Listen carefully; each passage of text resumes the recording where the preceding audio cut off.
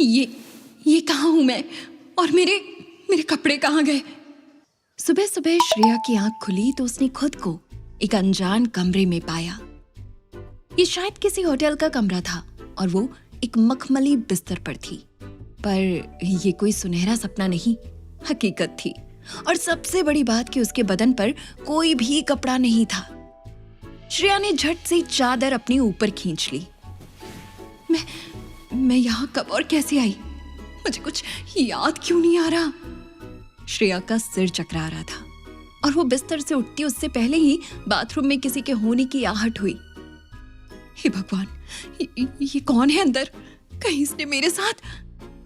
जैसे ही बाथरूम का दरवाजा खुला, एक लंबा चौड़ा हैंडसम सा लड़का बाहर निकला जो श्रेया को देखे ही जा रहा था। उसकी इंटेंस आंखों को अपने बदन पर पाके श्रेया बहुत कॉन्शियस हो गई। तो उठ गई मोहतरमा? कौन हो तुम, और यहाँ क्या कर रहे हो? रात भर तो तुमने ये सवाल नहीं पूछा मुझसे, सुबह अचानक क्या हो गया? श्रेया ने अपनी चादर को गर्दन तक खींच लिया और चिढ़कर बोली, कभी कोई लड़की देखी नहीं क्या? बंद करो घूरना, चेपो। श्रेया की इस बात का उस लड़के पर कोई असर नहीं पड़ा। वो बेशर्मों की तरह आगे बढ़ते हुए बोला, अच्छा, पहले खुद मेरे कमरे में घुस आई और अब मुझे ही एटीट्यूड दिखा रही हो? इतना सुनकर श्रेया का दिल दहल गया। एक्सक्यूज मी, मैं घुस आई से क्या मतलब? आपको कोई गलतफहमी हुई है मिस्टर। तुम जैसी लड़कियों को अच्छी तरह से जानता हूं मैं। पहले धोखे से रात बिताना और फिर अगली सुबह बेचारी बनने की एक्टिंग करके पैसे ऐंठना। पर मैं तुम्हारी भोली शक्ल से बेवकूफ नहीं बनने वाला। जल्दी बताओ कौन हो तुम? ऐसा कहते हुए उस लड़के ने श्रेया की चादर की तरफ अपना हाथ बढ़ाया, लेकिन श्रेया ने उसका हाथ तेजी से झटक दिया और गरजते हुए बोली, दूर रहो मुझसे, माइंड योर लैंग्वेज। फायदा मैंने नहीं, तुमने उठाया है मेरा। पहले मेरी ड्रिंक में कुछ मिलाया और मुझे यहाँ ले आए, और फिर मेरे साथ। ए लड़की, कबीर को लड़कियों की कमी नहीं जो तुम जैसे को वो इस तरह कमरे में लेकर आए। जानती भी हो कौन हूं मैं? श्रेया ने तपाक से जवाब दिया, तुम्हारी आंखों और चेहरे से जो हवस टपक रही है उससे तो एक नंबर के लड़की बाज और कमीने लग रहे हो। Vulgar and despo. गुस्से से तिलमिलाया कबीर श्रेया को घूरते हुए आगे बढ़ने लगा। ये देखकर श्रेया एकदम से भड़क उठी। कबीर की स्ट्रॉन्ग मैस्कुलर बॉडी से श्रेया जैसी दुबली पतली लड़की चाहकर भी लड़ नहीं पाती। वो डरकर बिस्तर से बाहर कूद पड़ी और उसने अपनी आवाज में पावर दिखाने की कोशिश करते हुए कहा, और आगे बढ़े तो मैं तुम्हें छोड़ूंगी नहीं। चिल्ला चिल्ला के सबको बुला दूंगी। तुमने मेरी मजबूरी का फायदा उठाया है। मैं अभी पुलिस को इन्फॉर्म करती हूँ। तुम पर इतने केसेस लगाऊंगी कि जिंदगी कट जाएगी लेकिन जेल नहीं कटेगी। डरने के बजाय अचानक ही कबीर जोर जोर से हंसने लगा। उसके हंसने की आवाज पूरे कमरे में गूंज गई और श्रेया अंदर तक कांप गई। मैं कब से इसी डायलॉग का वेट कर रहा था। फाइनली दिखा दी ना अपनी असली औकात। अब पुलिस को मैं बुलाऊंगा और तुम्हारे पूरे गैंग को पकड़वाऊंगा। शरीफ लड़कों का फायदा उठाती हो। सूरत इतनी भोली, पर कितनी बेशर्म लड़की हो तुम। लेकिन तुमने इस बार गलत आदमी से पंगा लिया है। अब देखो मैं क्या करता हूँ। श्रेया कुछ बोलने ही वाली थी कि तभी उसका फोन बज उठा। उसने हड़बड़ी में झट से अपना फोन उठाया और स्क्रीन पर पापा का नाम देखकर उसकी आंखों में उम्मीद की किरण जाग गई। कबीर ये देखकर उससे फोन छीनने लगा। लगता है तुम्हारे पार्टनर का फोन आ गया। अभी बताता हूँ तुम दोनों को। श्रेया ने खुद को बचाते हुए जल्दी से कॉल पिक किया और रूम में इधर उधर भागने लगी। हेलो पापा, मैं यहाँ। श्रेया ने अपनी बात पूरी कही भी नहीं थी कि उससे पहले उसके पापा गरज कर बोले, खबरदार जो तुमने मुझे अपनी गंदी जुबान से पापा बुलाया। फेमस होने के लिए इतना गिर जाओगी तुम, ये मैंने कभी सपने में भी नहीं सोचा था। मेरी बेटी होकर अनजान लड़के के साथ रात बिता रही हो। पापा प्लीज मेरी बात तो। तुम्हें आइडिया भी है शहर के लोग मुझ पर कितनी थू थू करेंगे? मेरे सालों की रेप्यूटेशन की धज्जियां उड़ा दी तुमने। श्रेया उसी पल वहीं रुक गई और उसे हैरान देखकर कबीर भी अपनी जगह पर खड़ा हो गया। श्रेया ने कबीर की तरफ देखा और पापा को सफाई देते हुए बोली, मैंने कुछ नहीं किया है पापा, ट्रस्ट मी। मैं अभी घर आकर आपको सब समझाती हूँ। नहीं, तुम्हें अब घर आने की कोई जरूरत नहीं है श्रेया। आज से हमारा कोई रिश्ता नहीं है। मर गई तुम मेरे लिए। श्रेया इससे पहले अपनी सफाई में कुछ बोलती, दूसरी तरफ से लाइन के डिस्कनेक्ट होने की आवाज सुनाई देने लगी। उसकी बेबसी अब आंखों से फूट रही थी। वो जल्दबाजी में अपने कपड़े तलाशने लगी। वो अपने आप से बातें किए जा रही थी। हे भगवान, पापा ही तो हैं जो मेरे अपने हैं, मेरे सगे हैं। अगर मैं पापा की नजर में गिर गई तो फिर मेरा क्या होगा? मुझे उनकी गलतफहमी दूर करनी ही होगी। पर पापा को इस बारे में पता कैसे चला? श्रेया इस हड़बड़ी में ये भूल गई कि 30 साल का एक लंबा चौड़ा आदमी उसके पास आकर खड़ा है। कबीर ने श्रेया का परेशान हाल देखा तो उसकी आंखें और जोर से चमक उठी और वो बोला, तुम शायद इसे ढूंढ रही हो। कबीर के हाथों में अपना ड्रेस देखकर श्रेया गुस्से से तिलमिला उठी। वो किसी बाज की तरह ड्रेस की तरफ लपकी, लेकिन कबीर के अंदर बिजली चमकी और वो चीते की फुर्ती के साथ पीछे हट गया। श्रेया का झपट्टा न केवल खाली गया बल्कि वो गिरते गिरते बची। श्रेया की आंखें गुस्से में लाल हो रही थी और वो बहुत कुछ कहना चाहती थी, पर तभी उसके अंदर से एक आवाज आई, नहीं श्रेया, ये समय आपा खोने का नहीं है।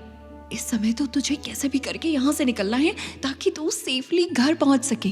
इस कमीने को तो बाद में सबक सिखाया जा सकता है। श्रेया ने बेचारगी सा चेहरा बनाया और बड़ी मीठी जुबान में सामने खड़े कबीर से बोली, देखो, मैं कोई ऐसी वैसी लड़की नहीं हूँ। हम ये बात यहीं खत्म करते हैं। मैं प्रॉमिस करती हूँ कि तुम्हारे बारे में किसी से कोई शिकायत नहीं करूंगी और ना तो तुम्हारे खिलाफ कोई पुलिस कंप्लेन करूंगी। मुझे जाने दो प्लीज। लेकिन कबीर का दिल नहीं पसीजा। वो श्रेया के बदन पर एक सरसरी निगाह डालते हुए बोला, तुम इतनी आसानी से यहाँ से नहीं जा सकती। I will make sure you पे फॉर इट। नाक रगड़ के माफी नहीं मंगवाई तो मेरा नाम भी कबीर नहीं। श्रेया को वहां से बाहर निकलने का कोई रास्ता नजर नहीं आ रहा था। उसने कुछ सोचा और वो कबीर के पैरों में गिर पड़ी।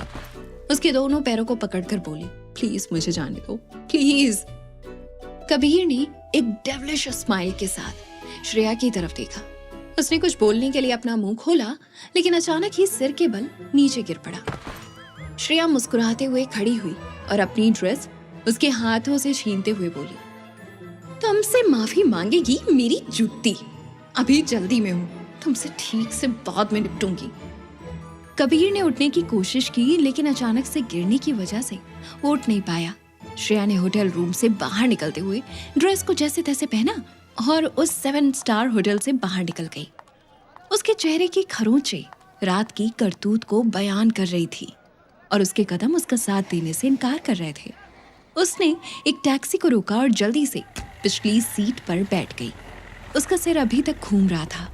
उसने अपने फोन के मैसेज बॉक्स पर नजर डाली और इस बार जो उसने देखा उसके होश उड़ गए। अब मैं समझी कि पापा तक ये खबर कैसे पहुंची। श्रेया ने एक वीडियो प्ले किया।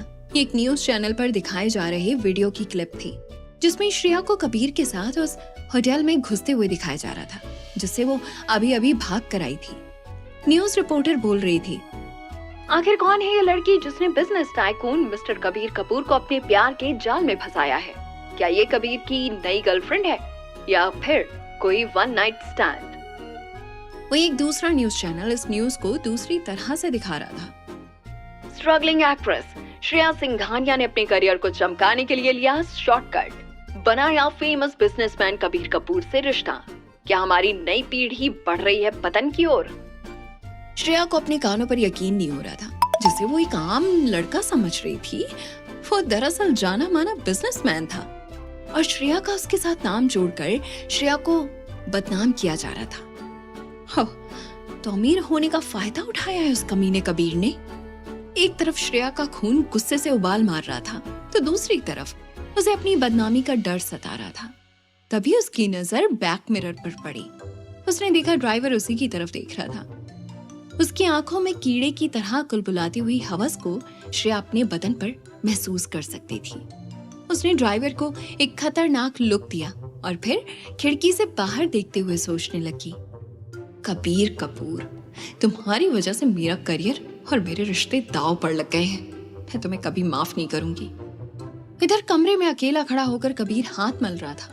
अब तक वो भी अपनी वायरल न्यूज देख चुका था। उसने गुस्से में एक फ्लावर वेस जमीन पर दे मारा और तभी उसका फोन बजने लगा। कबीर की माँ कविता का फोन था। कबीर ने गहरी सांस ली और कॉल पिक किया। कबीर, ये सब क्या चल रहा है? तुम्हारे बारे में न्यूज चैनल्स पर इस तरह बढ़ाओगे तुम कपूर खानदान की शान? माँ, आई डिड नथिंग। उस लड़की ने धोखे से ये सब किया। और आप तो जानती है ना कि मीडिया को बस सेंसेशनल न्यूज चाहिए। कबीर, मुझे कुछ नहीं सुनना। तुम आधे घंटे के अंदर घर पहुंचो। We need to talk. Kabir ने गुस्से में कॉल डिस्कनेक्ट किया और श्रेया को कोसते हुए बोला, अपने आप को बहुत क्लेवर समझती हो ना तुम? यहाँ से बचकर तो निकल गई हो, लेकिन तुम्हें तुम्हारी गलती के लिए खून के आंसू ना रुलाया तो मेरा नाम भी कबीर कपूर नहीं। पहली मुलाकात में श्रेया और कबीर गलत फहमी का शिकार हो गए थे और एक दूसरे से बेइंतहा नफरत करने लगे थे। लेकिन सोचने वाली बात यह थी कि अगर दोनों ने कुछ गलत नहीं किया था तो फिर पिछली रात किसकी गलती थी? और आखिर उन दोनों के बीच हुआ क्या था? क्या कोई उनके खिलाफ साजिश रच रहा था? वहां श्रेया टैक्सी से उतरकर जल्दी से अपने घर के अंदर पहुंची और उसे देखकर उसके पिता उदय सिंघानिया की भौहें तन गई। श्रेया ने घर की चौखट पर कदम रखा ही था कि वो आंखें दिखाकर बोले, तुम्हारी हिम्मत कैसे हुई यहाँ आने की? मना किया था ना अपनी शक्ल दिखाने से। उदय सिंघानिया की आवाज में तंज था और आंखों में गुस्सा। इससे पहले कि श्रेया कोई जवाब दे पाती, एक करारा थप्पड़ उसके गाल पर पड़ा और उसकी आंखों के आगे तारे नाचने लगे। उदय गरज कर बोला, तू जैसी औलाद से तो बे औलाद रहना बेहतर है। और तेरी माँ अगर जिंदा होती तो ये देखकर सदमे से मर गई होती। कहीं मुंह दिखाने लायक नहीं छोड़ा तूने हमें। श्रेया अपना गाल सहलाती हुई जमीन में धंसी जा रही थी। इतने में श्रेया की सौतेली माँ दिव्या ने आगे बढ़कर उदय को पकड़ लिया और बोली, अरे बस भी करो, अपनी सगी बेटी को कोई इस तरह जलील करता है क्या? जरा देखो तो बेचारी को गाल कैसे लाल हो गए मेरी राजकुमारी के। दिव्या की प्यार भरी आवाज सुनकर श्रेया का माथा ठनका। वो दिव्या की तरफ देखकर अपने मन में बोली, ये सूरज आज पश्चिम से कैसे निकल रहा है? मुझे हर बात पर ताने सुनाने वाली मेरी सौतेली माँ मुझे राजकुमारी कहकर बुला रही है, मेरी साइड ले रही है, और वो भी ऐसे मौके पर। हे भगवान, या तो मेरे सिर से ड्रग्स का असर नहीं उतरा है या फिर मिसेस दिव्या सिंघानिया कोई ड्रग्स खाकर बैठी है। श्रेया अभी इसी कंफ्यूजन में थी कि दिव्या ने आगे बढ़कर श्रेया के कंधे पर हाथ रखा और बड़े प्यार से बोली, उदय, हमारी लड़की जवान है। जवानी में गलतियां आखिर किससे नहीं होती? इसका मतलब ये तो नहीं ना कि हम अपने रिश्ते ही तोड़ दें। श्रेया ने तुरंत दिव्या की बात काट दी और बोली, आओ, अब समझ आया मुझे आप मेरा साइड क्यों ले रही थी। मीठी छुरी बनकर मेरा ही पत्ता काटने में लगी हैं आप। पर मैंने ऐसी कोई गलती नहीं की है जिससे पापा को शर्मिंदा होना पड़े। पापा, आप इनकी बातों में मत आइए, एक बार मेरी बात सुन लीजिए। श्रेया के तेवर और बात करने का तरीका देखकर उदय का पारा और चढ़ गया।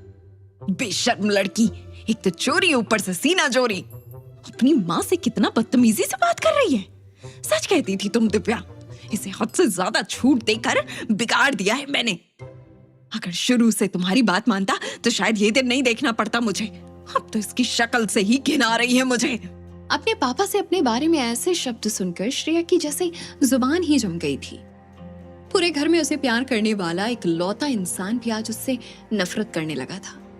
दिव्या श्रेया की तरफ देखकर मन ही मन मुस्कुराई और उदय से बोली, ओफो उदय, ये वक्त लड़ने झगड़ने और किसी की गलती निकालने का नहीं है। मेरे पास इस प्रॉब्लम का एक सॉल्यूशन है, पर पता नहीं श्रेया मेरी बात मानेगी या नहीं। श्रेया को कुछ समझ नहीं आ रहा था कि दिव्या ये आखिर कैसी चाल चल रही थी, लेकिन उसे अंदाजा हो गया था कि वो श्रेया की जिंदगी में किसी बड़े तूफान को लाने वाली थी। तभी दिव्या ने अपनी बात बोली, जिसे सुनकर श्रेया के होश उड़ गए। उसने बेचैन होकर उदय की तरफ देखा। उदय का चेहरा बता रहा था कि दिव्या के इस फैसले में उनकी भी रजामंदी है। पापा, आप ऐसा कैसे कर सकते हैं? आप जानते हैं ना कि मुझे एक्टिंग में अपना करियर बनाना है। ऐसा मत करिए प्लीज। पर उदय ने श्रेया की एक ना सुनी और उसे अपना आखिरी फरमान सुना दिया। जैसा दिव्या ने कहा तुझे वैसा ही करना होगा श्रेया, वरना मेरा मरा मुंह देखेगी। उदय के आखिरी शब्द सुनकर श्रेया के पैरों तले जमीन खिसक गई और वो धीरे से बोली, ठीक है, आप लोग जैसा बोलेंगे मैं वैसा ही करूंगी। इसी के साथ उदय के चेहरे से अचानक ही सारी टेंशन गायब हो गई और दिव्या के चेहरे पर एक शैतानी मुस्कुराहट तैर गई। आखिर क्या शर्त रखी है दिव्या ने श्रेया के सामने, जिसे सुन उड़ गए हैं उसके होश? क्या एक्ट्रेस बनने का उसका सपना हो जाएगा चूर चूर? क्या होगा जब कबीर मिलेगा अपनी माँ से? कैसे करेगा वो उनका सामना? आखिर कैसे पहुंचे होटल के एक कमरे में श्रेया और कबीर, और कैसे हुई उनकी स्कैंडल की न्यूज लीक? क्या कभी फिर से आएंगे श्रेया और कबीर आमने सामने? क्या कभी मिट पाएगी उन दोनों के बीच की गलतफहमी? जानने के लिए सुनते रहिए पॉकेट एफएम। कबीर घर पहुंचा। उसके चेहरे पर गुस्सा और गिल्ट दोनों थे। वो कविता के पास जाते ही बोला, माँ, पता नहीं मीडिया में इस बात को किसने लीक किया। मैंने अपने आदमी को पता लगाने के लिए बोल दिया है। I am really very sorry. आपको ये सब देखना पड़ रहा है। कविता ने कबीर को ध्यान से देखा और फिर मुस्कुराते हुए बोली, तुम्हें सॉरी फील करने की कोई जरूरत नहीं है कबीर। मैं खुश हूँ कि फाइनली मुझे ये दिन देखने के लिए मिल रहा है। अपनी माँ की ये बातें सुनकर कबीर हैरान रह गया। माँ, आप ये क्या कह रही हैं? आप गुस्सा नहीं है कि लोग हमारे बारे में तरह तरह की बातें कर रहे हैं? लोगों की बातें तो आई गई हो जाएंगी कबीर, पर शायद तुमने नोटिस नहीं किया। हमारी बदनामी जरूर हुई है, लेकिन तुम्हारी और हमारी जिंदगी की सबसे बड़ी प्रॉब्लम सॉल्व हो गई है। Just look at yourself. Kabir confuse होकर कविता को देख रहा था, लेकिन जैसे ही उसे उनकी बात समझ आई, कबीर के चेहरे के एक्सप्रेशंस पूरी तरह से बदल गए। अविश्वास से उसकी आंखें चौड़ी हो गई। वो धीमी आवाज में बोला, पर ये कैसे पॉसिबल है? कबीर एक पल भी गंवाए बिना अपने रूम में चला गया। कविता के चेहरे पर एक बड़ी सी मुस्कान थी, जैसे उसने कोई जंग जीत ली हो। आखिर कबीर की ऐसी कौन सी प्रॉब्लम थी जो मीडिया में यूं बदनाम होकर सॉल्व हुई थी? पर क्या चल रहा है कविता के दिमाग में? वह अपने घर पर श्रेया मुंह लटकाए अपने रूम में पहुंची, लेकिन अपने बेड पर अपनी सौतेली बहन रिया को बैठे देख हैरान रह गई। तुम यहाँ क्या कर रही हो रिया? तुम्हें तो मेरे कमरे में आना बिल्कुल पसंद नहीं है। रिया एक सार्कास्टिक स्माइल देते हुए बोली, तुम तो रातों रात सेलिब्रिटी बन गई यार श्रेया, मुझसे रहा नहीं गया, इसीलिए तुम्हें कॉन्ग्रेचुलेट करने चली आई। वैसे फेमस होने के लिए अच्छा रास्ता चुना है तुमने। हाथ मारा तो वो भी सीधे कबीर कपूर पर। Not bad. शट अप रिया, अपनी ये बकवास बंद करो। And for your kind information, मुझे उस कबीर कपूर में कोई इंटरेस्ट नहीं है। कबीर का नाम सुनते ही श्रेया को सुबह का सारा वाकया याद आ गया। उसके चेहरे पर नफरत और गुस्सा था। रिया अपनी आंखें रोल करते हुए बोली, as if कबीर कपूर को तुम में कोई इंटरेस्ट होगा। जैसे तुमने उसका फायदा उठाने के लिए उसके साथ रात बिताई है, वैसे ही उसने अपनी जरूरतें पूरी करने के लिए तुम्हें यूज किया होगा। वरना कहाँ वो और कहाँ तुम? श्रेया का पारा 7वें आसमान में पहुंच गया था। जब से दिव्या और रिया उसकी जिंदगी में आए थे, उन्होंने श्रेया की जिंदगी को नर्क बनाने में कोई कसर बाकी नहीं छोड़ी थी। बात बात पर ताने, और आज तो रिया ने हद ही कर दी थी। श्रेया गुस्से में चिल्लाई, just get out of my room Riya, मुझे तुमसे कोई बात नहीं करनी। रिया झट से बेड से खड़ी हुई और मुंह बनाकर बोली, ये तेवर कुछ दिनों और दिखा लो श्रेया, फिर तो तुम्हें शादी करके इस घर से जाना ही है। बाय द वे, तुम नीचे मॉम डैड को शादी के लिए हाँ बोल तो आई हो, पर पता भी है तुम्हारा दूल्हा कौन है? श्रेया के साथ सब इतना जल्दी जल्दी हुआ था कि एक्चुअल में उसे इस बारे में सोचने का वक्त ही नहीं मिला था। वो तो नीचे अपनी सौतेली माँ और पापा की बातों से इतना हर्ट थी कि अब तक खुद को ठीक से संभाल भी नहीं पाई थी। उसने सवालिया नजरों से रिया की तरफ देखा। तुम्हारी किस्मत बहुत अच्छी है श्रेया, इतना बड़ा कांड करके भी तुम्हारी शादी एक अमीर और हाई स्टेटस फैमिली में होने वाली है। चोपड़ा एसोसिएट्स का नाम सुना है ना? उसके इकलौते वारिस राघव चोपड़ा को चुना है मॉम ने तुम्हारे लिए। और एक तुम हो जो हमेशा ये कहती हो कि मॉम तुम्हें सौतेला समझती है। ये कहकर रिया वहां से निकल गई पर श्रेया की आंखों में अनगिनत सवाल तैर रहे थे। वो मन ही मन सोचने लगी कि चोपड़ा फैमिली अगर इतनी ही वेल्दी और हाई स्टेटस वाली है तो फिर ये दिव्या अपनी सगी बेटी की शादी उस राघव से क्यों नहीं कर देती। ये दोनों माँ बेटी मेरा कभी भला नहीं सोच सकती। कहीं तो दाल में कुछ काला है। पर क्या? श्रेया इस बारे में सोच सोच कर परेशान हो रही थी और तभी घर की एक मेड आकर बोली, श्रेया दीदी, आपको देखने लड़के वाले आ रहे हैं, जल्दी से तैयार होकर नीचे आ जाइए। श्रेया ने एक ठंडी आह भरी और अपनी कबर्ड की तरफ चल पड़ी। एक तरफ उस स्कैंडल ने श्रेया को एक मजबूर इंसान बना दिया था, वहीं दूसरी तरफ कबीर अपनी जिंदगी की एक नई बात जानकर बेहद अचंभे में था। वो अपने रूम से बाहर आया और धीमे कदमों में कविता के पास पहुंचा। वो कुछ कहता तभी कविता बोली, कबीर, जो हो गया सो हो गया, अब तुम उस लड़की श्रेया से शादी कर लो। कबीर को जैसे 440 वोल्ट का झटका लगा। माँ, ये क्या बोल रही हैं आप? उस लड़की ने धोखे से मेरे साथ रात बिताई, मैं उससे शादी कैसे कर सकता हूँ? आप डर रही हैं ना कि वो सबके सामने ना बोल पड़े? आप डरिए मत, वो हमारा कुछ नहीं बिगाड़ पाएगी। 2 दिन रुक जाइए, मैं इस मैटर को सॉर्ट कर दूंगा। तुम ऐसा कुछ नहीं करोगे कबीर। सालों बाद मेरे दिल में उम्मीद की किरण जागी है। वो लड़की श्रेया ही हमारी सारी प्रॉब्लम्स का सॉल्यूशन है। इसीलिए मैंने फैसला किया है, वही हमारे खानदान की बहू बनेगी। माँ, पर ये एक मिसअंडरस्टैंडिंग भी हो सकती है। हो सकता है हमारे बीच कुछ हुआ ही ना हो। एक मिसअंडरस्टैंडिंग के लिए मैं अपनी जिंदगी खराब नहीं करूंगा माँ। मैं तो ये सोचकर हैरान हूँ कि ये जानते हुए भी कि वो लड़की कितनी बड़ी फ्रॉड है, आप उसे हमारे खानदान की बहू बनाना चाहती हैं। कबीर, मैंने उस लड़की के बारे में सब कुछ पता लगवा लिया है। वो एक शरीफ खानदान से है, लेकिन अगर वो सच में फ्रॉड होती तो भी मुझे कोई फर्क नहीं पड़ता। तुम्हारे जिस राज के सबके सामने आ जाने से हम कब से डर डर कर जी रहे हैं, अगर उस डर को हमेशा के लिए खत्म करना है तो तुम्हें श्रेया से शादी करनी ही होगी। इसे मेरी रिक्वेस्ट नहीं, ऑर्डर समझो। कविता ने तो अपना फरमान सुना दिया था, लेकिन कबीर के चेहरे पर बनती बिगड़ती हुई रेखाएं इस बात की गवाही दे रही थी कि वो इस बात के लिए बिल्कुल तैयार नहीं है। दूर कहीं अपनी किस्मत लिखे जाने के फैसले से अनजान श्रेया ड्राइंग रूम में सोफे पर बीचों बीच बैठी थी। उसके एक तरफ उसके पापा थे तो दूसरी तरफ उसकी सौतेली माँ रिया भी वहीं पास में बैठी थी। सब चोपड़ा परिवार के पहुंचने का इंतजार कर रहे थे। श्रेया के दिल की धड़कनें बहुत तेज चल रही थी। ठीक उसी समय सामने के दरवाजे से मिसेस चोपड़ा की एंट्री हुई। सभी लोग अपनी जगह छोड़कर खड़े हो गए, मगर तभी मिसेस चोपड़ा के पीछे से निकले एक अजीबोगरीब शक्ल वाले आदमी ने सभी का ध्यान खींचा और श्रेया की नजरें राघव को ढूंढ रही थी। फॉर्मेलिटी के बाद जब सभी लोग बैठ गए तब दिव्या ने बात छेड़ी।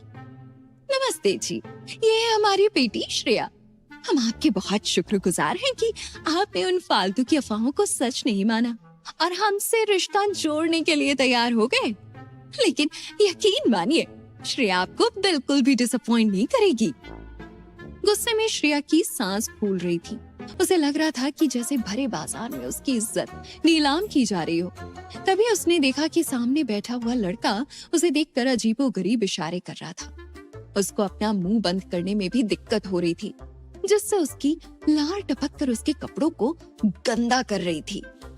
मिसेस चोपड़ा ने लड़के के कंधे पर हाथ रखा और बोली, ये हमारा लड़का है राघव, बहुत होशियार है। श्रेया की तस्वीर देखते ही हम समझ गए थे कि राघव और श्रेया की जोड़ी ऊपर वाले ने बनाई है, और फिर चोपड़ा साहब ने जिंदगी भर काम करके जो पैसा कमाया है, हम राघव और उसकी बीवी उससे ऐश करेंगे। इससे ज्यादा और क्या चाहिए किसी लड़की को। इतना सुनकर राघव बच्चों की तरह उछलने लगा और श्रेया को देखकर आंख मारी। फिर वो इठलाते हुए घुटने के बल बैठ के गाना गाने लगा। उठा ले जाऊंगा तुझे मैं डोली में। राघव की हरकतें देखकर श्रेया की रूह कांप उठी। कुछ बोलने ही वाली थी कि तभी उसके पापा ने उसके कंधे पर हाथ रखा और इशारों में चुप रहने के लिए कहा। श्रेया के शब्द उसके हलक में ही अटक गए। उसके पापा उदय बोले, हमें आपका राघव बहुत पसंद आया। आप तो बस ये बताइए कि शादी कब करनी है। आप एकदम निश्चिंत रहिए, बहुत अच्छी शादी करेंगे हम। इतना सुनकर राघव एक बार फिर खुशी से उछल पड़ा। वो खड़े होकर नाचने लगा और श्रेया से बोला, मैडम लड़का फर्स्ट क्लास है, आपको खुश रखेगा। मंडप में मिलेगी या अभी चलेगी? श्रेया ये सब देखकर अंदर ही अंदर कितना घुट रही थी कि वो ही जानती थी। वही दिव्या और रिया अपनी हंसी रोकने की पूरी कोशिश कर रहे थे। मिसेस चोपड़ा मौका देखते हुए उठ खड़ी हुई और बोली, हम जल्दी ही हमारे पंडित को कहकर शादी की तारीख कंफर्म करवा देंगे। दिव्या भी अपनी जगह से खड़ी हो गई और हाथ जोड़कर बोली, अरे आप जा रही हैं? कुछ तो लीजिए ना। दिव्या ने सामने टेबल पर रखे स्नैक्स की तरफ इशारा किया। नहीं, इसकी कोई जरूरत नहीं है, हम बस ब्रेकफास्ट करके ही निकले थे। हम चलते हैं। ऐसा बोलकर मिसेस चोपड़ा मुड़ गई।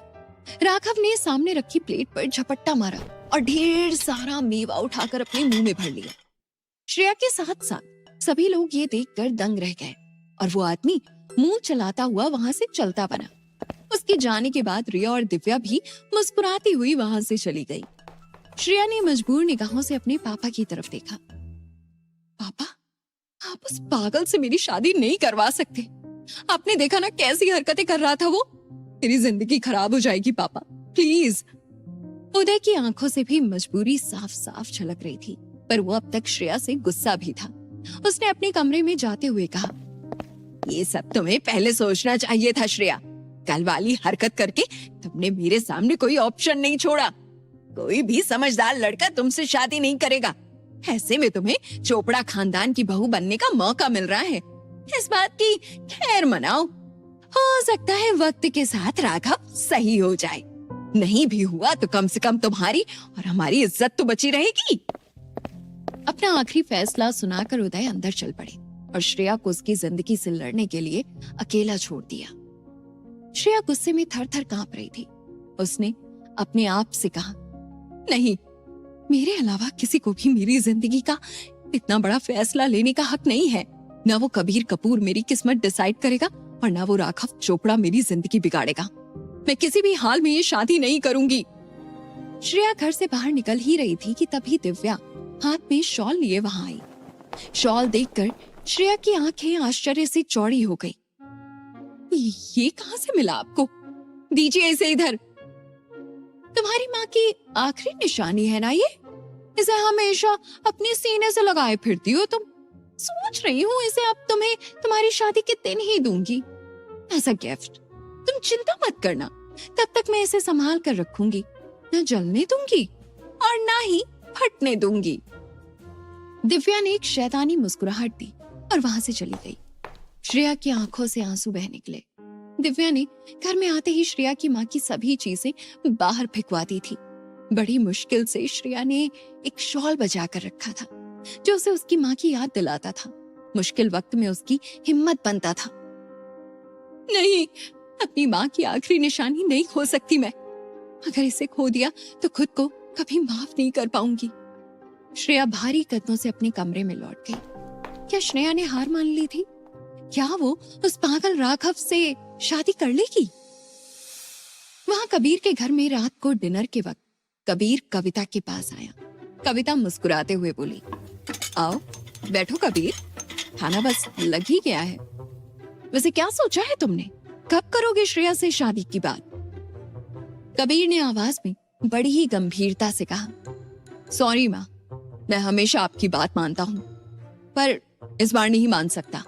मैं उस लड़की से शादी नहीं करूंगा। कविता गुस्साई आंखों से कबीर को घूरने लगी। क्या कबीर का ये डिसीजन माँ और बेटे के बीच में एक दीवार खड़ी करने वाला था? वहां कबीर झुकने के लिए तैयार नहीं था, लेकिन श्रेया ने आखिरकार अपनी किस्मत से समझौता कर लिया था। कमरे में बैठी वो अपने आप से बातें कर रही थी। तो क्या हुआ श्रेया अगर तेरा होने वाला पति पागल है? इस घर में भी तो सारे के सारे पागल ही हैं। इतने साल इनको झेला है तो उसको भी झेल लूंगी। यहाँ तो हमेशा बेइज्जती ही मिलती है। उस घर में कम से कम मुझे बहू की इज्जत तो मिलेगी। और हो सकता है कि सच में राघव एक दिन ठीक हो जाए। पिक्चर्स में तो दिखाते हैं ना कि प्यार और केयर सब ठीक कर देता है। मेरी लाइफ में भी सब ठीक हो जाएगा। श्रेया किसी तरह अपने मन को तसल्ली देने की कोशिश कर रही थी। उसका ध्यान फोन पर आए एक मैसेज से टूटा। श्रेया ने देखा कि मैसेज एक अननोन नंबर से आया था। श्रेया ने मैसेंजर खोला तो देखा कि किसी ने उसे कोई पिक्चर भेजी थी। श्रेया ने ध्यान से डीपी देखी तो चौंक कर बोली, ये तो राघव का नंबर है, पर इसने क्या फोटो भेजी है मुझे। श्रेया ने जैसे ही पिक्चर डाउनलोड की, उसके होश उड़ गए। राघव ने बिना कपड़ों के फोटो भेजी थी। श्रेया फोन को दूर फेंकती उससे पहले राघव का मैसेज आया, अच्छा लग रहा हूं ना मैं? मॉम कहती है सबके सामने कपड़े नहीं खोलती, पर तुम तो मेरी वाइफ बनने वाली हो। तुम्हारे साथ तो मुझे बेबी करना है। अब तुम भी अपनी फोटो भेजो ना मुझे, वो वाली। राघव का मैसेज पढ़कर श्रेया का दिमाग हिल गया। मैसेज में आगे इतनी वाहियात बातें लिखी थी कि श्रेया उसे ठीक से पढ़ भी नहीं पाई। वो अपने मुंह पर हाथ रखकर बोली, ओ माय गॉड, इस पागल के दिमाग में कितनी गंदगी भरी है। ये इंसान नहीं हैवान है, और इसके साथ शादी करने वाली थी मैं। लेकिन अब क्या करूं? अगर शादी के लिए मना किया तो वो दिव्या माँ का शॉल जला देगी, और अगर इससे शादी कर ली तो ये मुझे जीते जी मार देगा। श्रेया निढाल होकर बेड पर गिर पड़ी। अब क्या फैसला लेगी श्रेया? क्या दिखा पाएगी वो शादी से इनकार करने की हिम्मत, या उसे बनना पड़ेगा उस पागल दरिंदे राघव की बीवी? आखिर क्यों चाहती है कविता श्रेया को अपने खानदान की बहू बनाना? क्या कबीर अपने फैसले पर टिक पाएगा, या फिर कविता की जिद के आगे टेकने पड़ेंगे उसे घुटने? क्या किस्मत ला पाएगी कबीर और श्रेया को फिर से आमने सामने, और मिटा पाएगी उनके बीच की गलतफहमियां? कहानी लेगी अब कौन सा मोड़? जानने के लिए सुनते रहिए पॉकेट एफएम। कबीर ने श्रेया से शादी के लिए साफ इनकार कर दिया था। उसने झुंझलाते हुए कहा, माँ, आप ही की तरह मुझे भी अपनी फैमिली की रेपुटेशन का ख्याल है, पर मैं उसके लिए किसी की फीलिंग्स के साथ धोखा नहीं कर सकता।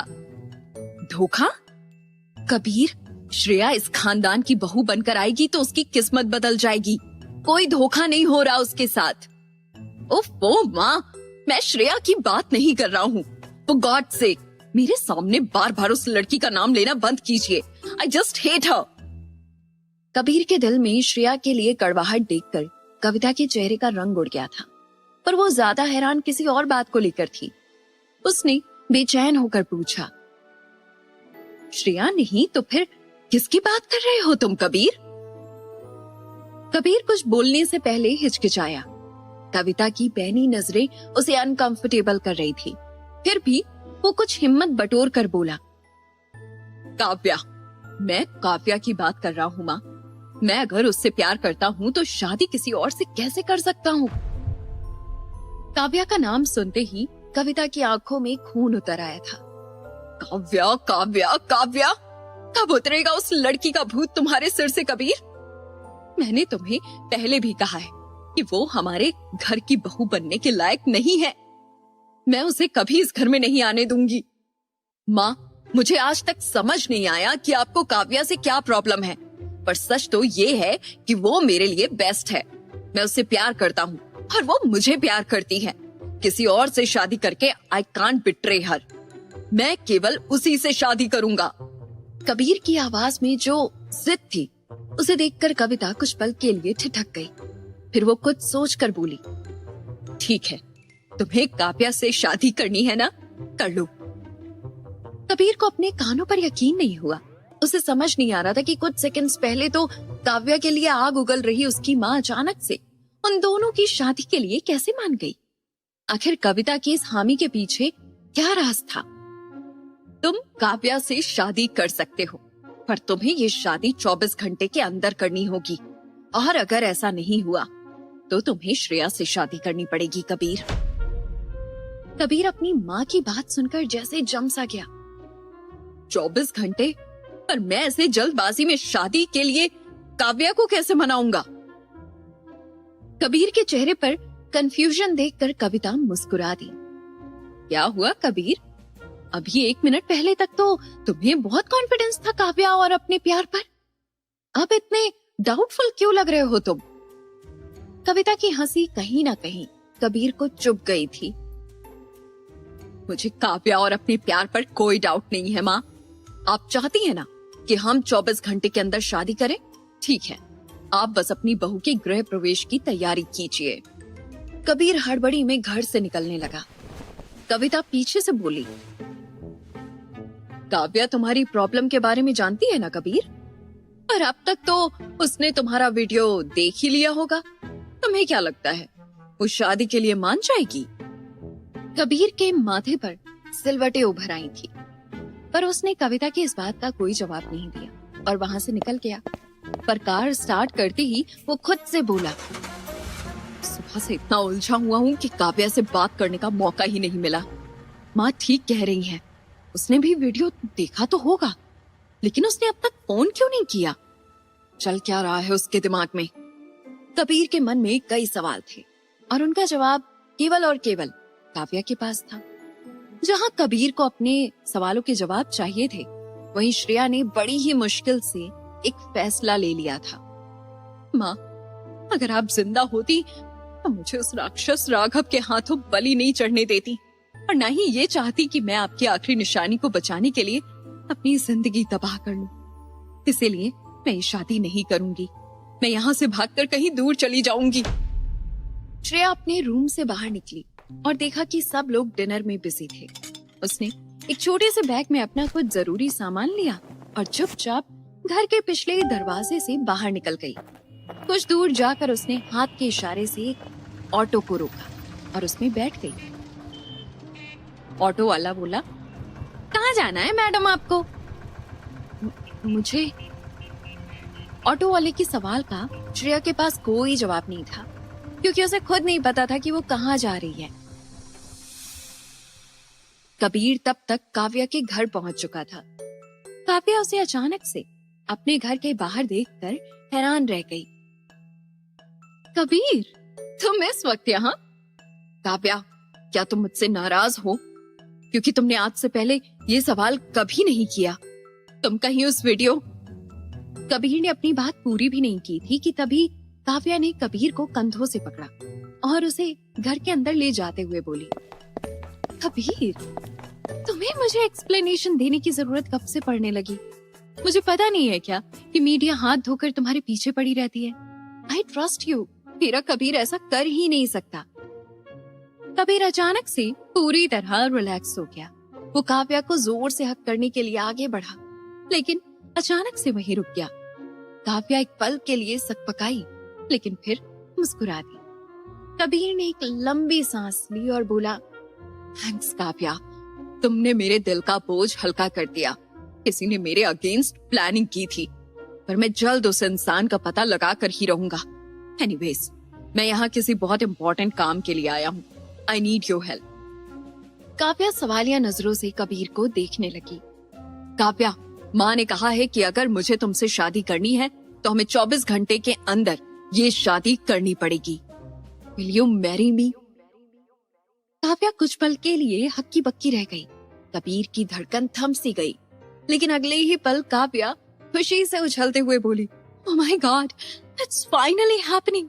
Yes, I will marry you Kabir Kapoor. Kabir ये सुनकर बहुत खुश था। थैंक गॉड, मुझे उस फ्रॉड श्रेया से शादी नहीं करनी पड़ेगी।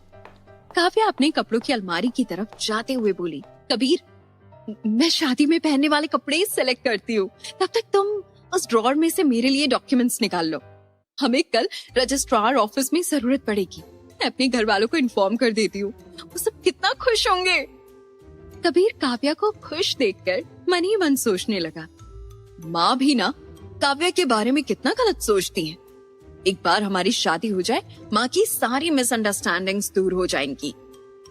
कबीर ने ये सोचते हुए ड्रॉर खोला, उसमें से डॉक्यूमेंट्स बाहर निकालने लगा, लेकिन तभी उसके हाथ कुछ ऐसा लगा जिसे देखकर वो चौंक गया। काव्या, ये तो इंटरनेशनल फैशन टूर का कॉन्ट्रैक्ट है।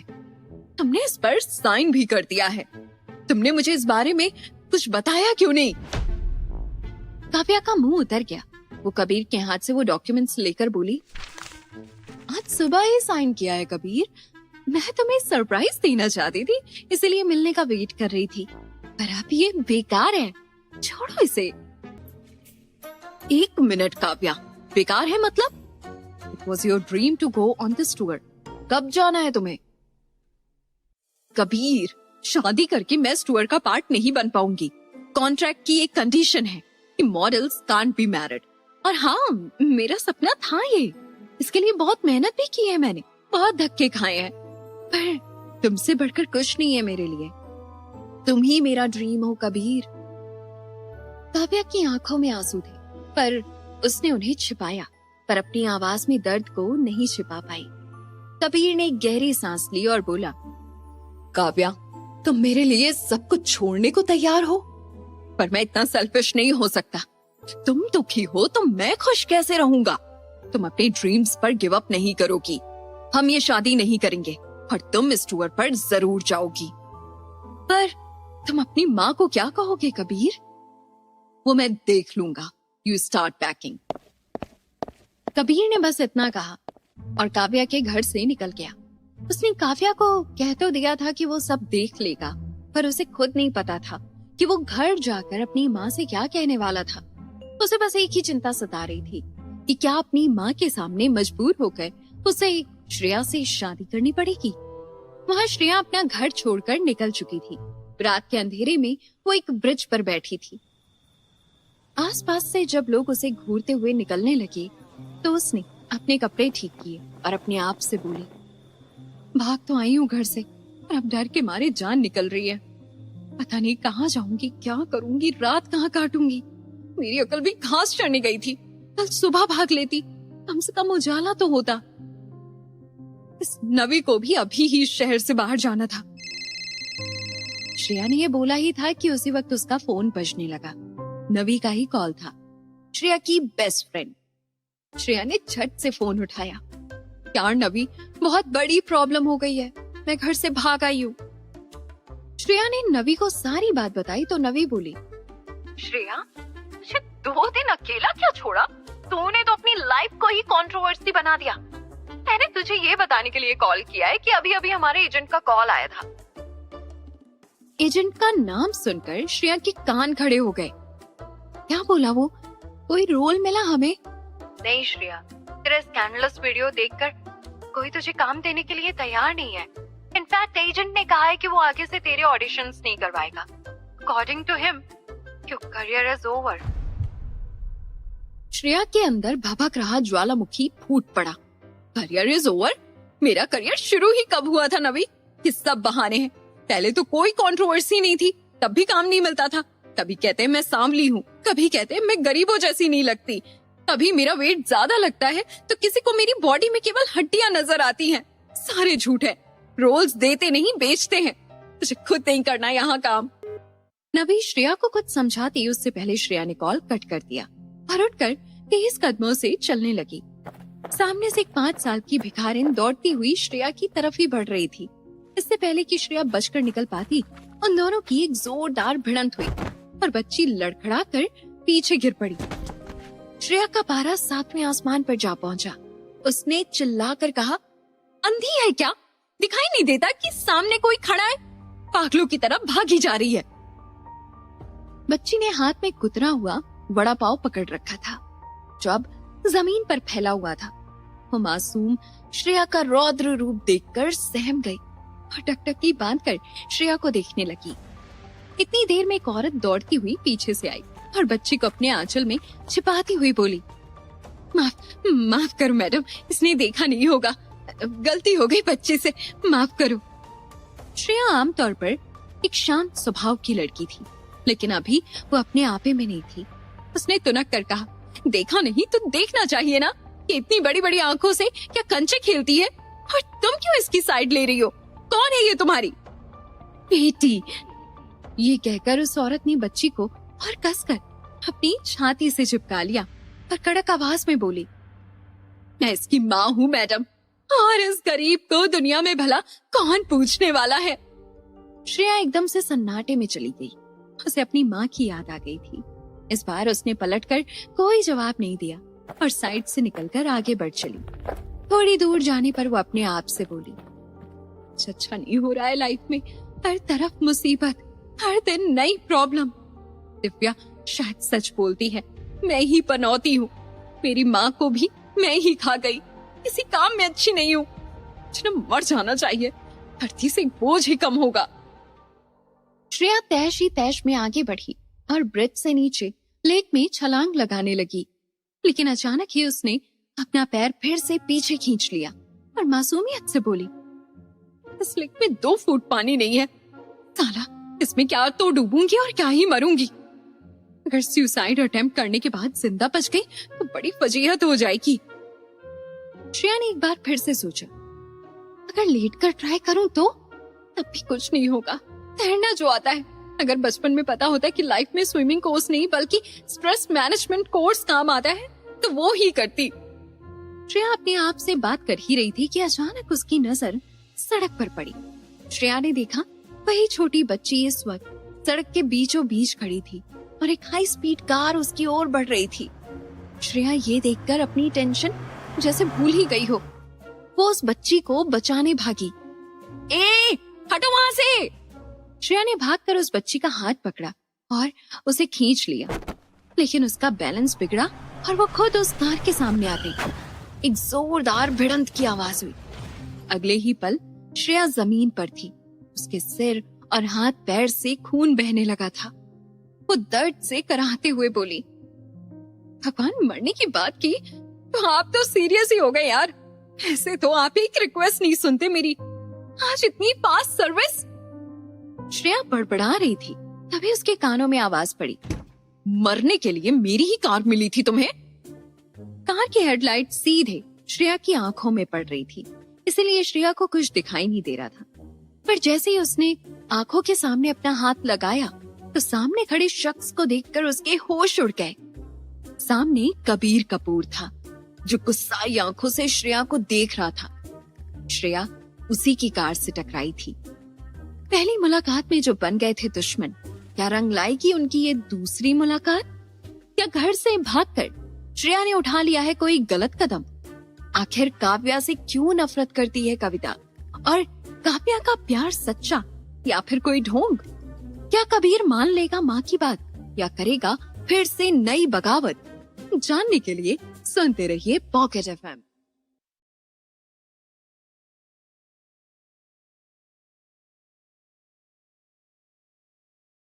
ये एपिसोड आपके लिए फ्री हो सकता था, लेकिन आपका पॉकेट एफएम प्री। श्रेया जिस कार से टकराई उसे कबीर चला रहा था।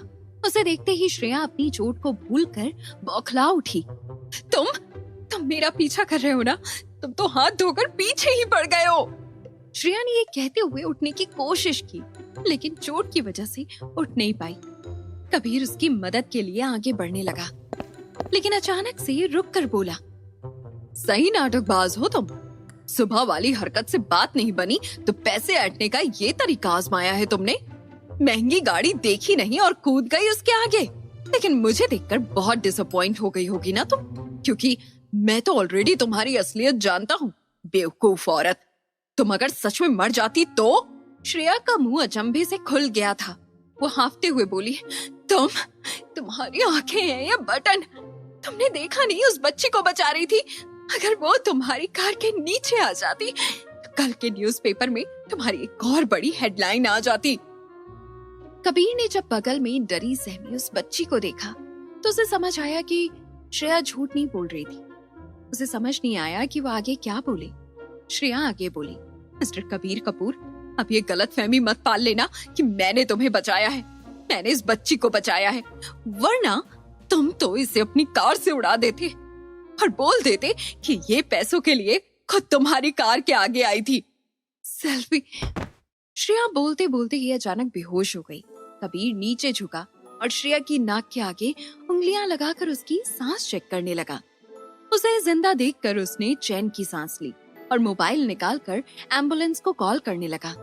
पर तभी उसे कुछ याद आया। नहीं, एक बार और किसी ने अगर मुझे इसके साथ देख लिया तो एक और कंट्रोवर्सी हो जाएगी। कबीर ने श्रेया को झट से अपनी गोद में उठाया और कार की बैक सीट पर लिटा दिया। फिर उसने उस छोटी बच्ची को अपने वॉलेट से कुछ पैसे निकाल कर दिए और वहां से निकल गया। वहां श्रेया के घर पर हंगामा मच चुका था। दिव्या उसे घर में ना पाकर बौखला गई थी। उदय, उस लड़की ने हमारी नाक कटाने की कसम खा रखी है। हम मिसेस चोपड़ा को क्या जवाब देंगे हम? उदय लगातार श्रेया का नंबर ट्राई कर रहा था, लेकिन जब श्रेया कार से टकराई थी तब उसका फोन स्विच ऑफ हो गया था। श्रेया से बात ना हो पाने की वजह से उदय परेशान हो उठा। आखिर था तो वो उसका सगा बाप ही। दिव्या, मुझे टेंशन हो रही है। राघव से मिलने के बाद से श्रेया बहुत अपसेट थी। कहीं वो कुछ कर ना ले। मुझे उसे ढूंढने जाना चाहिए।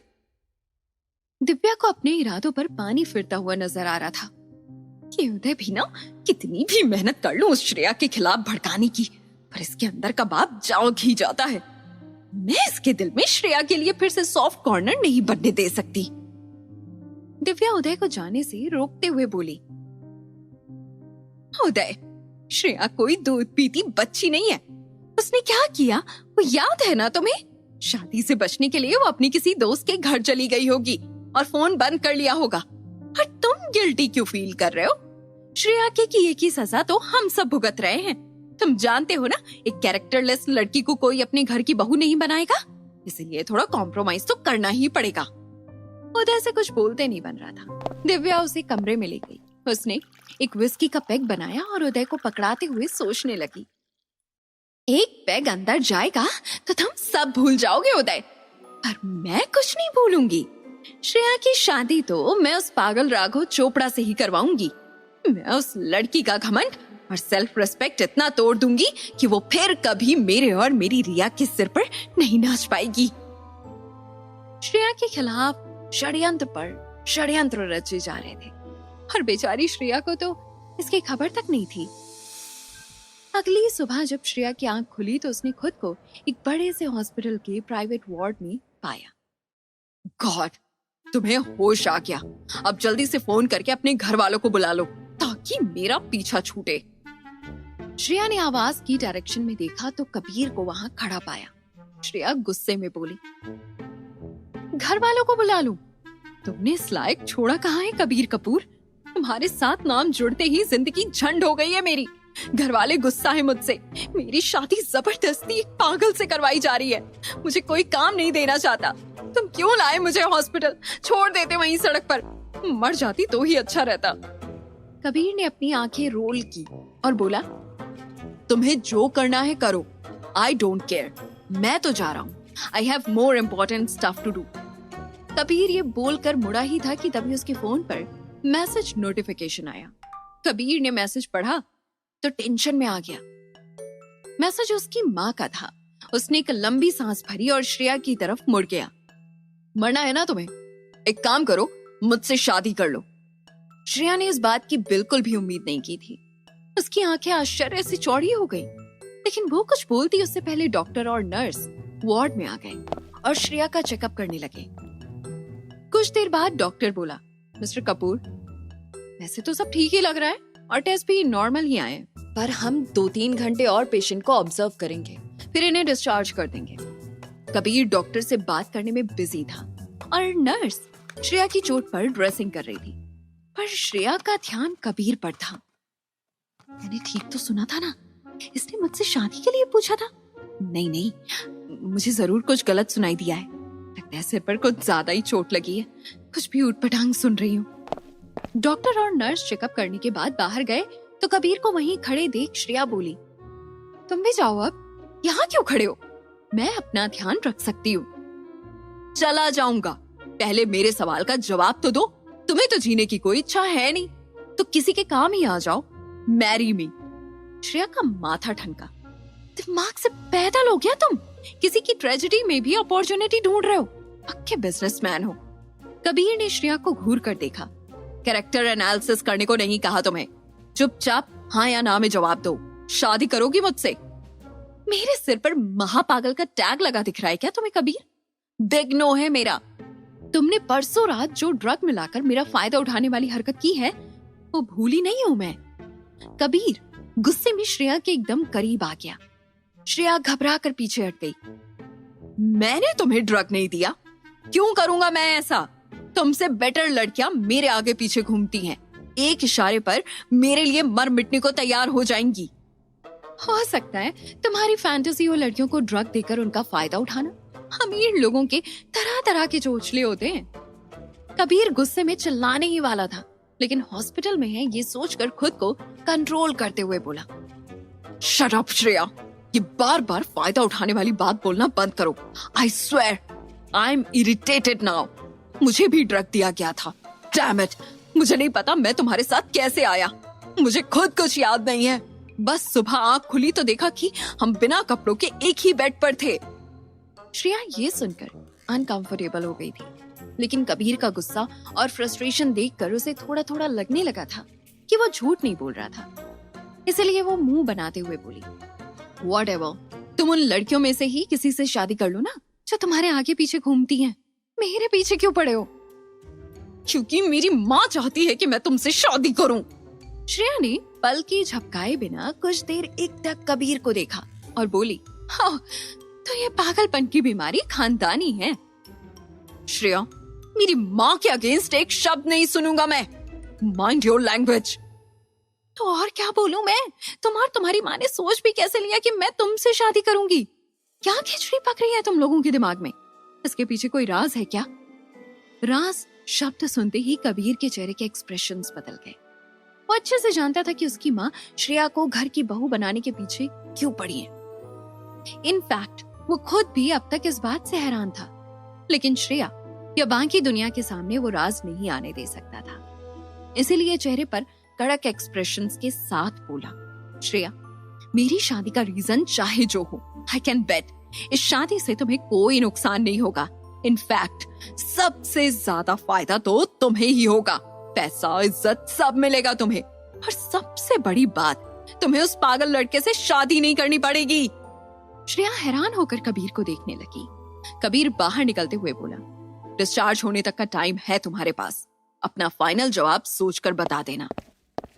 श्रेया हैरान परेशान सी कबीर को देखती रह गई। फिर उसने उठकर अपना फोन ढूंढा और उसे स्विच ऑन किया। उसमें दिव्या और उसके पापा के कई कॉल्स और मैसेजेस थे, जिन्हें देखकर श्रेया को पसीना आने लगा था। उसे कुछ समझ नहीं आ रहा था। उसने झट से एक नंबर डायल किया। हेलो नवी, यार मुझे अर्जेंटली तेरी हेल्प चाहिए। मुझे एक बहुत बड़ा डिसीजन लेना है और मुझे समझ नहीं आ रहा है कि मैं क्या करूं। और फिर श्रेया ने झटपट अपनी सारी हबीती नवी से कह डाली। श्रेया अकेली ही इतना सब कुछ झेल रही थी, ये जानकर नवी भी दंग रह गई। सॉरी यार श्रेया, तेरे इतने मुश्किल वक्त में मैं तेरे साथ नहीं हूँ। तुझे ज्यादा चोट तो नहीं लगी ना? नवी, मैं ठीक हूँ। अभी थोड़ी देर में डिस्चार्ज भी मिल जाएगा मुझे। पर तू रियल प्रॉब्लम पर फोकस करना। कबीर से शादी करूं या नहीं? श्रेया, इसमें सोचने वाली क्या बात है? अरे पागल, तेरी लॉटरी लग गई है। कबीर कपूर से शादी होने वाली है तेरी। मैंने उसे कभी रियल में देखा तो नहीं है, पर सुना है कि वो बहुत हैंडसम है, ऊपर से सुपर डुपर रिच। तेरी हर प्रॉब्लम का सॉल्यूशन है वो। श्रेया कुछ सोच कर बोली, हाँ वो काफी हैंडसम तो है, पर नवी पैसा और लुक्स ही तो सब कुछ नहीं होता ना। प्यार भी तो कुछ होता है। और उस कबीर कपूर से प्यार करने के बारे में तो मैं सोच भी नहीं सकती। ओ आदर्श की देवी श्रेया, अगर इस वक्त प्यार ढूंढने बैठी तो तेरी माँ बाप तेरी शादी उस डेस्पोट राघव चोपड़ा से करवा देंगे। इसलिए प्यार व्यार होता रहेगा शादी के बाद। अरेंज्ड मैरिज का नाम नहीं सुना क्या? श्रेया सोच में पड़ गई थी। नवी आगे बोली, श्रेया, तेरे घर में तुझे कभी वो इज्जत और प्यार नहीं मिला जो तू डिजर्व करती है। दिव्या और रिया ने हमेशा तुझे हैरेसी किया है, लेकिन एक बार तू मिसेस श्रेया कबीर कपूर बन गई तो किसी की हिम्मत नहीं होगी तुझे कुछ बोलने की। तू अपने सारे सपने पूरे कर पाएगी। तुझे काम पर काम मिलने लगेगा। You will be successful. Navi, I can't be selfish यार। अपने फायदे के लिए मैं किसी से शादी नहीं कर सकती, पर इस शादी से पापा और नाराज हो जाएंगे। मैं उन्हें समझाऊंगी। कल तो वो गुस्सा थे, पर अब तक उनका गुस्सा शांत हो गया होगा। उसूलों की पक्की श्रेया का मन एक दिखावटी शादी के लिए बिल्कुल नहीं मान रहा था। नवी ने उसे एक आखिरी बार समझाया। ओह मेरी भोली श्रेया, तेरे पापा को उस दिव्या ने पूरी तरह से मैनिपुलेट कर दिया है।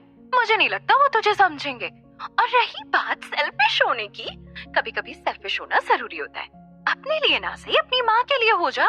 उन्होंने भी तो तेरे लिए कुछ सपने देखे थे। क्या तू उस राघव से शादी करके दिव्या के बनाए उस नरक में वापस लौटकर अपनी माँ के सपनों को तोड़ देगी? और हो सकता है ना कबीर का तेरी लाइफ में आना तेरी माँ का ही कोई प्लान हो। नवी की बातों ने श्रेया को सोचने पर मजबूर कर दिया।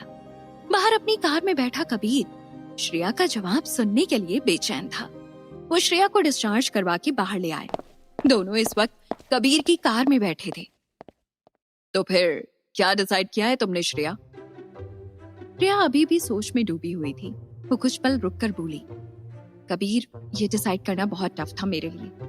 हमारे बीच कुछ भी तो नॉर्मल नहीं है। जिस तरह हम पहली बार मिले, दुश्मन भी नहीं मिलते, ऐसे में ये शादी।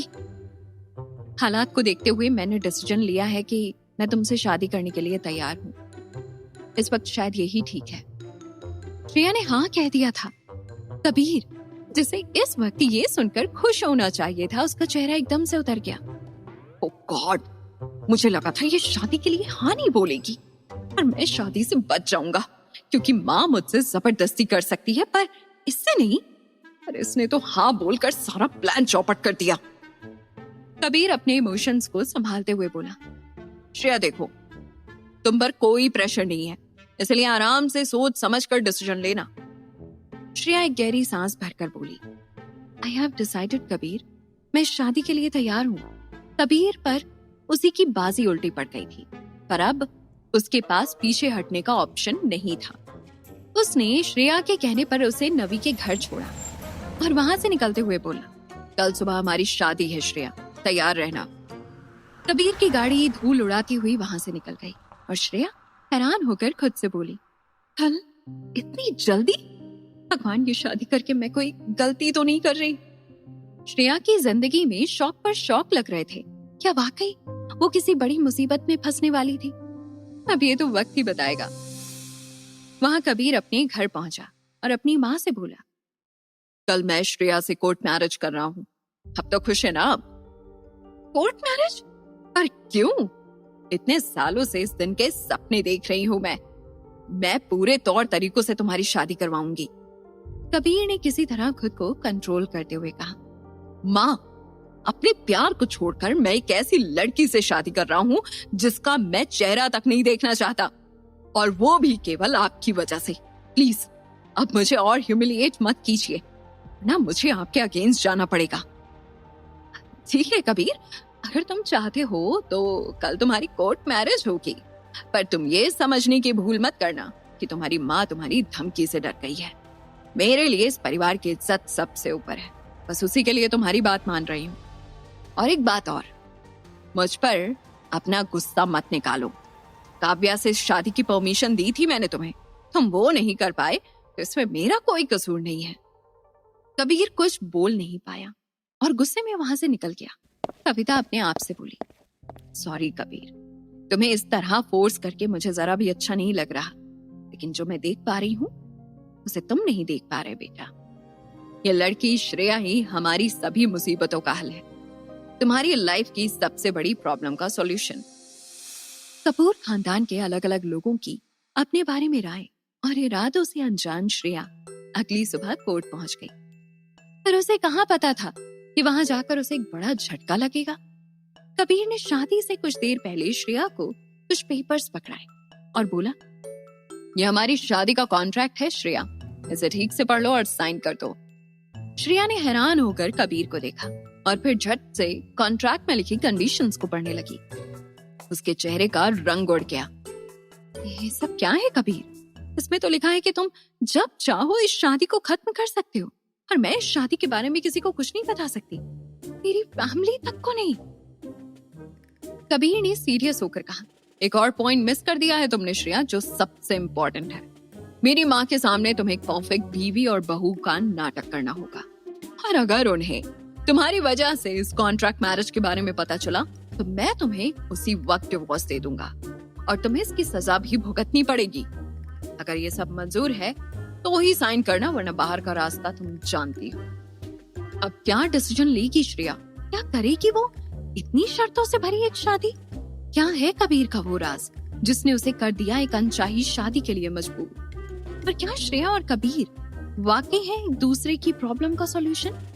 जानने के लिए सुनते रहिए पॉकेट एफएम।